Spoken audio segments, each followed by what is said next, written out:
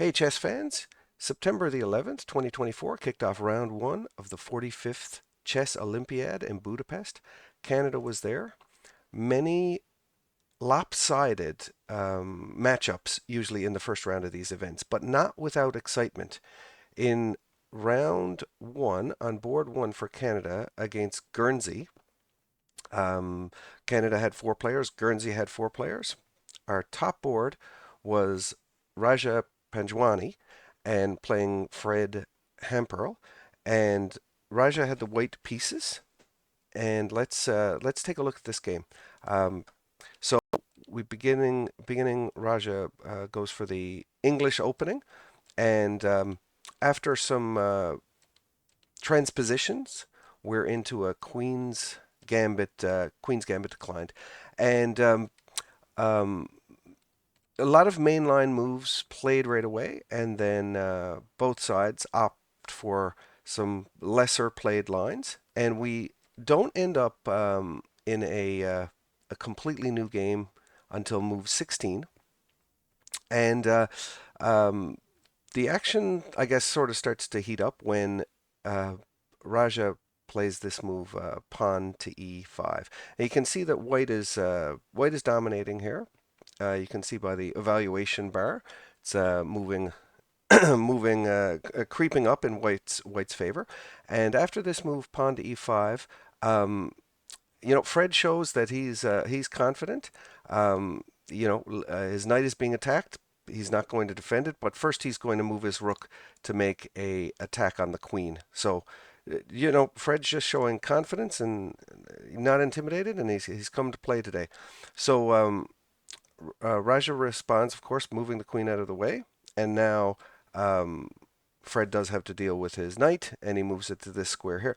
Now, Raja not wanting to trade knights in this position for probably more reasons than I can see. But the main one that I can see is moving his knight to this square, but he's eyeing this square right here. This square would be considered an outpost for the knight, and the reason is because the knight is protected by a pawn, and none of black's pawns are able to attack that knight because this pawn has gone too far up the board to be able to attack it, and of course the pawn on this file is gone. So Raja not wanting to trade knights, wanting to get the knight to a really super square. Outposts are very often very good squares for your knights to be. Lots of attacking chances and um, opportunities to put pressure on the opponent. Fred offers the trade of queens, and Raja is okay with the trade of queens, but he doesn't want to do it on Fred's terms. If he had to take the queen now, you could see that this knight could jump in right here, and then his knight would be, in a decent spot, I guess.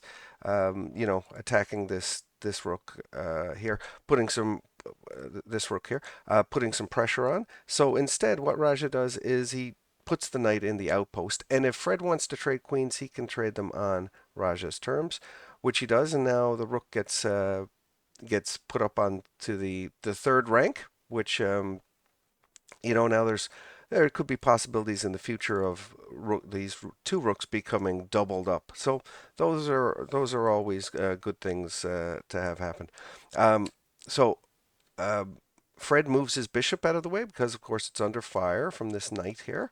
And Raja continues to move his pieces to better squares.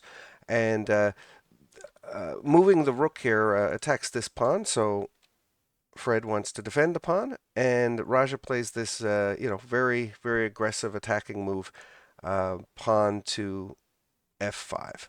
And now Fred is attacking on the queen side, gaining space on the queen side and advancing his pawns. Raja plays this move, and Fred pounces on the opportunity to, kind of lock the bishop in. Now the bishop is going to have to reroute to become relevant. And now we have this interesting pawn sacrifice by Fred. Really interesting. Giving away a pawn, seemingly for nothing. But the idea is after takes, If the knight now takes back, it's checkmate. Check, check. So very, very clever pawn sacrifice here for Fred. So well done. Now, of course, Raja sees this and um, he deals with it in a great way. Um, he plays this move here, which really really complicates the position. Um, and unfortunately for Raja in this position, it does lead to a more even position. But I guess wanting to avoid a lot of the complications, um, it looks to be you know a, an equal position according to the computer, but still very very dynamic. So international masters such as Raja um, you will be able to complicate situations further.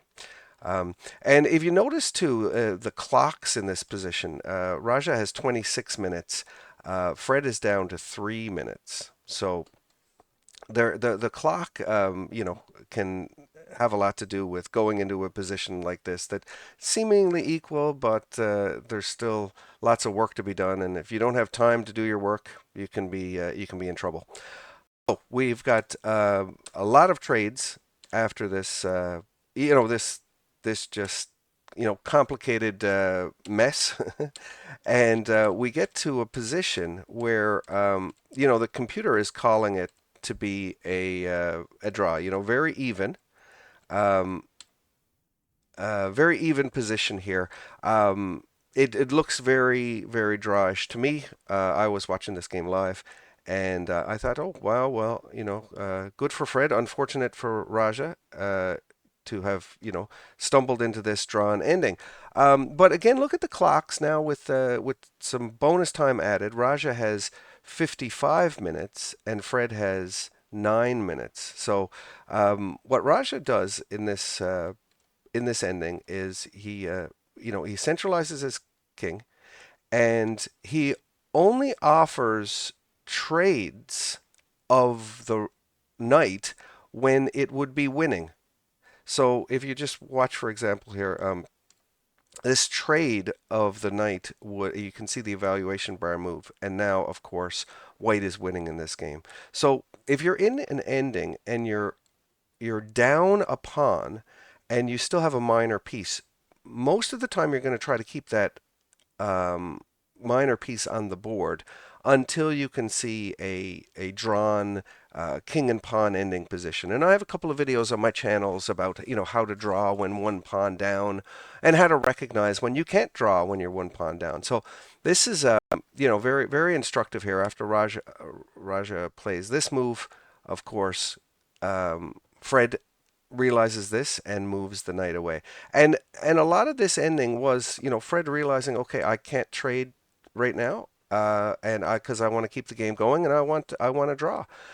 So Raja plays, wants to get his pawns up as far as possible. And I think the reason is because these pawns, do a really good job of controlling these squares. So it's limiting king activity, uh, having these pawns all the way up like this. Um, it's interesting because the king is going to want to be in the corner to try to blockade pawns, if there's a trade of pawns here. But the corner is where there is more opportunity for black to go wrong. So it was really great to see how Raja handled this situation. So we've got lots of maneuvering here, and you can see that the king is sort of limited, sort of boxed into that corner, and uh, you've got a couple of more situations where trades are going to be offered, but white doesn't want or black doesn't want to trade, and when you're just moving these pieces around. We get okay, so yeah, now we get to this position where now the knight is fairly far away. Now it is still, according to the computer, is still a drawn position, but I wouldn't I wouldn't want to be black here for sure. All the pressure is on black. And now the knight is trying to come back into the game. And this is the losing move, according to the computer, is here. But there's only one winning move for Raja. And of course, he finds it. It's this move here. And you look at this position now, it looks like, uh, Raja's in trouble. It might lead to a draw again because look at this pawn, and the king can't jump over to this square. But only one winning way here left is check here, and then this check here, and then moving back here, of course, and now the knight is there in time to save this pawn. And so, this game could still go on for a while, but after this move, this move, this move, this is where, this was the final mistake. The game could have went on a little bit longer if, knight had been played maybe to c7. But Raja was able to see that after this move, it's check and check. And this is where Fred resigns because now, if the king moves, you just lose the knight for nothing. So the knight is in fact forced to play here, and then of course this move here would make things over fairly quickly. Black has to black has no moves except this, and then white can play here, check, king h7, and queen, and here, and we have g5. Very nice mate on the board. So great game by Raja. Go Canada, go. And please like and subscribe for more Canadian content. Thanks for watching.